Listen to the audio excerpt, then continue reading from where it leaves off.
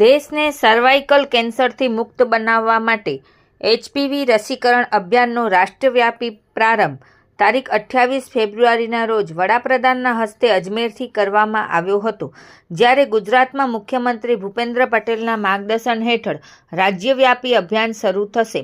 14 વર્ષની દીકરીઓને રસીકરણ દ્વારા ગર્ભાશયના મુખના કેન્સર સામે સુરક્ષા કવચ ઊભું કરવામાં આવશે। ગાંધીધામમાં અંદાજિત 3600 કિશોરીઓને પીવીએચ વેક્સિન આપવામાં આવશે અને આરોગ્ય સુરક્ષા મજબૂત બનાવાશે।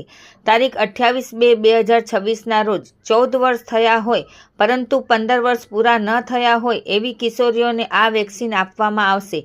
આ અભિયાન અંતર્ગત હેડ કાઉન્ટ સર્વે, શાળા, આંગણવાડી વિભાગ અને આરોગ્ય વિભાગ વચ્ચે સંકલન દ્વારા તમામ કિશોરીઓને cold chain point, Rambagh hospital, Adipur, urban 1, 64 બજાર, Sundarpuri, Ganeshnagar, north parking plot પાસેના અર્બન સેન્ટર, કિડાણા, મીઠી રોહર અને મેઘપર બોરીચી ખાતે રસીકરણ કરાશે।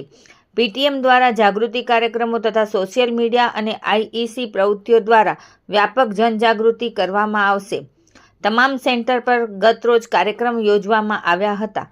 આદિપુર ખાતે મનપા કમિશનર મનીષ ગુરવાનીએ વાલીઓને રસીકરણ કરવા આગળ આવવા તથા આ સંદેશો લોકો સુધી પહોંચાડવા જણાવ્યું હતું।